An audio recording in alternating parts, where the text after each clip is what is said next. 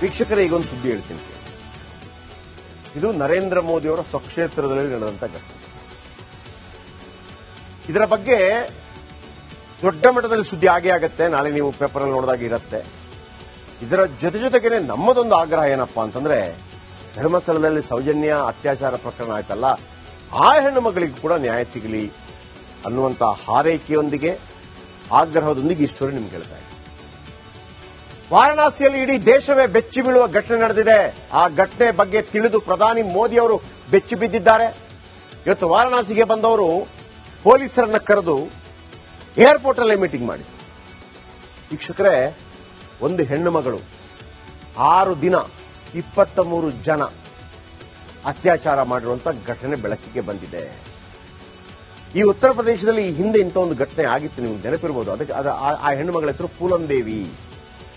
ಸತತ ಅತ್ಯಾಚಾರ ಆಗತ್ತೆ ಆಗ್ತಿದ್ದು. ಆಕೆ ನಂತರ ಡಕಾಯಿತಳಾಗಿ ಉಳಿದವರನ್ನು ಕೊಲ್ತಾಳೆ. ನಂತರ SP ಟಿಕೆಟ್ನಿಂದ MP ಆಗ್ತಾಳೆ. ಆಕೆಯನ್ನು ಕೂಡ ಕೊಲ್ತಾಳೆ. ಬ್ಯಾಂಡೆಡ್ ಕ್ವೀನ್ ಅಂತೇಳಿ ಆ ಸಿನಿಮಾ ಕೂಡ ಬಂದಿದೆ. ಈಗ ಇದು ಒಂದು ಹೆಣ್ಣು ಮಗಳು, ಸಣ್ಣ ಹೆಣ್ಣು ಮಗಳು, 6 ದಿನ 23 ಜನ ಬೇರೆ ಬೇರೆ ಬೇರೆ ಬೇರೆ ಕಡೆಗಳಲ್ಲಿ ಅತ್ಯಾಚಾರ ಮಾಡಿದ್ರಂತೆ. ಒಂದು ಕಥೆನೇ ವಿಚಿತ್ರ ಅನಿಸ್ತಾ ಇದೆ. ಹಿಂಗಾಗಬಾರ್ದಾಗಿತ್ತು. ಇದು ನಾಗರಿಕ ಸಮಾಜ ತಲೆ ತಗ್ಗಿಸುವಂತದ್ದು. ಏನ್ ರಿಪೋರ್ಟ್ ನೋಡ್ಕೊಂಡ್ಬಂದು.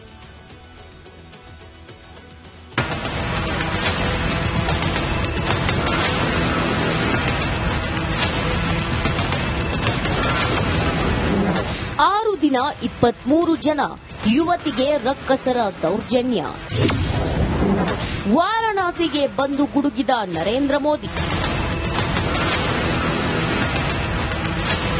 ಇವತ್ತು ಪ್ರಧಾನಿ ನರೇಂದ್ರ ಮೋದಿ ವಾರಣಾಸಿಗೆ ಭೇಟಿ ನೀಡಿದ್ರು. ಬರೋಬ್ಬರಿ 3,884 ಕೋಟಿಯ ಅಭಿವೃದ್ಧಿ ಯೋಜನೆಗಳಿಗೆ ಚಾಲನೆ ನೀಡಿದ್ರು. ಆದರೆ ದೇವಭೂಮಿಗೆ ಕಾಲಿಡುತ್ತಿದ್ದಂತೆಯೇ ಪೊಲೀಸರ ಜೊತೆ ಏರ್ಪೋರ್ಟ್ನಲ್ಲೇ ಸಭೆ ನಡೆಸಿದ್ರು. ಅದಕ್ಕೆ ಕಾರಣ ರಣಭೀಕರ ಅತ್ಯಾಚಾರ ಪ್ರಕರಣ.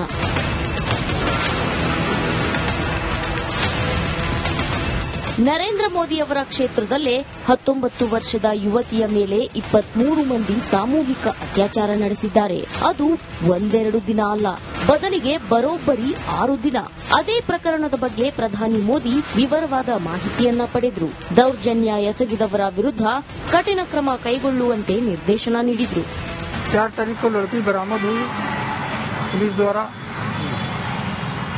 उसका हालत बहुत खराब था, बताने की स्थिति में नहीं थी. जब सामान्य स्थिति थोड़ी हुई तो वो सारी घटनाओं को बारी बारी से बताई. उसके साथ नशीला पदार्थ कई बार, कई डोज, कई जगहों पर लिया गया और उसके साथ सामूहिक दुष्कर्म किया गया. 6 ದಿನ 23 ಜನ, ಒಂದು ಹೆಣ್ಣು. ಈ ಅತ್ಯಾಚಾರ ಪ್ರಕರಣದಲ್ಲಿ ಹಲವು ಅನುಮಾನಗಳಿವೆ. ಯುವತಿ ಮೇಲೆ ಒಬ್ಬರ ನಂತರ ಒಬ್ಬರಿಂದ ಅತ್ಯಾಚಾರ ನಡೆದಿದೆ. ಅದರಲ್ಲೂ ಯುವತಿ ಮೇಲೆ ಒಂದೇ ಕಡೆ ದೌರ್ಜನ್ಯ ಎಸಗಿಲ್ಲ. ಪದೇ ಪದೇ ಕೆಫೆಗಳಿಗೆ, ಹೋಟೆಲ್ಗೆ ಕರೆದೊಯ್ದಿದ್ದಾರೆ. ಹಾಗೆ ಕರೆದೊಯ್ಯುವಾಗ ಆಕೆ ಯಾರನ್ನೂ ಸಹಾಯಕ್ಕೆ ಕೇಳಲಿಲ್ವಾ? ಒಂದು ವೇಳೆ ಪ್ರಜ್ಞಾಹೀನ ಸ್ಥಿತಿಯಲ್ಲಿದ್ರು ಅಂದ್ಕೊಳ್ಳಿ. ಪ್ರಜ್ಞಾಹೀನ ಯುವತಿಯನ್ನ ರೂಮ್ಗೆ ಕರೆದೊಯ್ಯಲು ಹೋಟೆಲ್ನವರು ಒಪ್ಪಿದ ಹೇಗೆ? ಆ ಎಲ್ಲಾ ಯುವಕರು ಒಬ್ಬರಿಗೊಬ್ಬರು ಪರಿಚಿತರಾಗಿದ್ರ? ಮಾತಾಡಿಕೊಂಡು ಆಕೆಯನ್ನ ಹಂಚಿಕೊಂಡ್ರ? ಇಲ್ಲವೇ ಘಟನೆ ಹಿಂದೆ ಊಹೆಗೂ ನಿಲುಕದ್ದು ಏನಾದ್ರೂ ಇದೆಯಾ ಎಂಬ ಅನುಮಾನ ಶುರುವಾಗಿದೆ.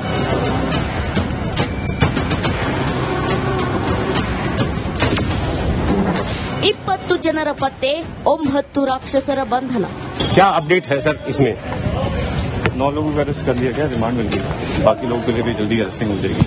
कितने 9 लोग? ವಾರಣಾಸಿ ಮೋದಿ ಪ್ರತಿನಿಧಿಸೋ ಕ್ಷೇತ್ರ ಅನ್ನೋ ಕಾರಣಕ್ಕೆ ರಾಜಕೀಯವೂ ಶುರುವಾಗಿದೆ. ಕ್ಷೇತ್ರ ಮೋದಿದ, ರಾಹುಲ್ ಗಾಂಧಿಯದ್ದ ಅನ್ನೋದಕ್ಕಿಂತ ಯಾರ ಕ್ಷೇತ್ರದಲ್ಲೂ ಇಂಥ ಘಟನೆ ನಡೆಯಬಾರದು.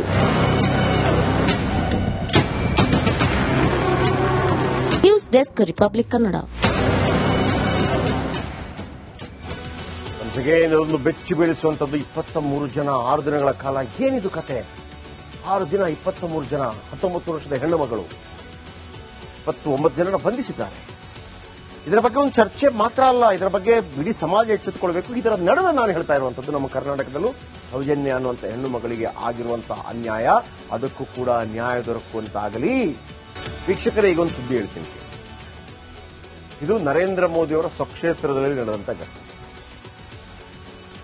ಇದರ ಬಗ್ಗೆ ದೊಡ್ಡ ಮಟ್ಟದಲ್ಲಿ ಸುದ್ದಿ ಆಗೇ ಆಗತ್ತೆ. ನಾಳೆ ನೀವು ಪೇಪರ್ ನೋಡಿದಾಗ ಇರುತ್ತೆ. ಇದರ ಜೊತೆಗೇನೆ ನಮ್ಮದೊಂದು ಆಗ್ರಹ ಏನಪ್ಪಾ ಅಂತಂದ್ರೆ, ಧರ್ಮಸ್ಥಳದಲ್ಲಿ ಸೌಜನ್ಯ ಅತ್ಯಾಚಾರ ಪ್ರಕರಣ ಆಯ್ತಲ್ಲ, ಆ ಹೆಣ್ಣು ಮಗಳಿಗೂ ಕೂಡ ನ್ಯಾಯ ಸಿಗಲಿ ಅನ್ನುವಂತ ಹಾರೈಕೆಯೊಂದಿಗೆ ಆಗ್ರಹದೊಂದಿಗೆ ಈ ಸ್ಟೋರಿ ನಿಮ್ಗೆ ಹೇಳ್ತಾ ಇದೆ. ವಾರಣಾಸಿಯಲ್ಲಿ ಇಡೀ ದೇಶವೇ ಬೆಚ್ಚಿ ಬೀಳುವ ಘಟನೆ ನಡೆದಿದೆ. ಆ ಘಟನೆ ಬಗ್ಗೆ ತಿಳಿದು ಪ್ರಧಾನಿ ಮೋದಿ ಅವರು ಬೆಚ್ಚಿ ಬಿದ್ದಿದ್ದಾರೆ. ಇವತ್ತು ವಾರಣಾಸಿಗೆ ಬಂದವರು ಪೊಲೀಸರನ್ನ ಕರೆದು ಏರ್ಪೋರ್ಟ್ ಅಲ್ಲೇ ಮೀಟಿಂಗ್ ಮಾಡಿದ್ರು. ವೀಕ್ಷಕರೇ, ಒಂದು ಹೆಣ್ಣು ಮಗಳು 6 ದಿನ 23 ಜನ ಅತ್ಯಾಚಾರ ಮಾಡಿರುವಂತ ಘಟನೆ ಬೆಳಕಿಗೆ ಬಂದಿದೆ. ಈ ಉತ್ತರ ಪ್ರದೇಶದಲ್ಲಿ ಈ ಹಿಂದೆ ಇಂಥ ಒಂದು ಘಟನೆ ಆಗಿತ್ತು, ನಿಮ್ಗೆ ನೆನಪಿರ್ಬೋದು. ಅದಕ್ಕೆ ಆ ಹೆಣ್ಣು ಮಗಳ ಹೆಸರು ಪೂಲಂ ದೇವಿ.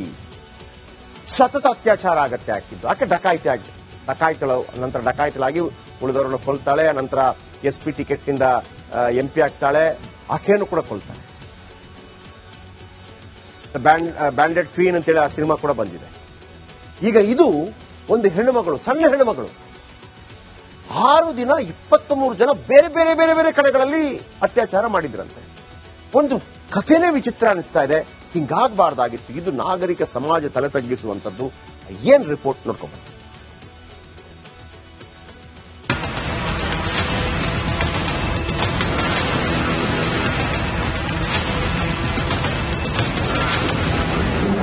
6 ದಿನ 23 ಜನ ಯುವತಿಗೆ ರಕ್ಕಸರ ದೌರ್ಜನ್ಯ.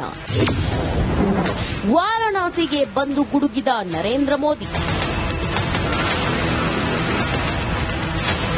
ಇವತ್ತು ಪ್ರಧಾನಿ ನರೇಂದ್ರ ಮೋದಿ ವಾರಣಾಸಿಗೆ ಭೇಟಿ ನೀಡಿದ್ರು. ಬರೋಬ್ಬರಿ 3,884 ಕೋಟಿಯ ಅಭಿವೃದ್ಧಿ ಯೋಜನೆಗಳಿಗೆ ಚಾಲನೆ ನೀಡಿದ್ರು. ಆದರೆ ದೇವಭೂಮಿಗೆ ಕಾಲಿಡುತ್ತಿದ್ದಂತೆಯೇ ಪೊಲೀಸರ ಜೊತೆ ಏರ್ಪೋರ್ಟ್ನಲ್ಲೇ ಸಭೆ ನಡೆಸಿದ್ರು. ಅದಕ್ಕೆ ಕಾರಣ ರಣಭೀಕರ ಅತ್ಯಾಚಾರ ಪ್ರಕರಣ.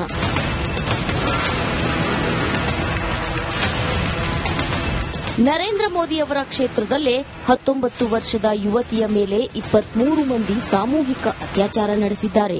ಅದು ಒಂದೆರಡು ದಿನ ಅಲ್ಲ, ಬದಲಿಗೆ ಬರೋಬ್ಬರಿ 6 ದಿನ. ಅದೇ ಪ್ರಕರಣದ ಬಗ್ಗೆ ಪ್ರಧಾನಿ ಮೋದಿ ವಿವರವಾದ ಮಾಹಿತಿಯನ್ನ ಪಡೆದ್ರು. ದೌರ್ಜನ್ಯ ಎಸಗಿದವರ ವಿರುದ್ಧ ಕಠಿಣ ಕ್ರಮ ಕೈಗೊಳ್ಳುವಂತೆ ನಿರ್ದೇಶನ ನೀಡಿದ್ರು. 4 तारीख को लड़की बरामद हुई पुलिस द्वारा. उसका हालत बहुत खराब था, बताने की स्थिति में नहीं थी. जब सामान्य स्थिति थोड़ी हुई तो वो सारी घटनाओं को बारी बारी से बताई. उसके साथ नशीला पदार्थ कई बार, कई डोज, कई जगहों पर लिया गया और उसके साथ सामूहिक दुष्कर्म किया गया. 6 ದಿನ 23 ಜನ, ಒಂದು ಹೆಣ್ಣು. ಈ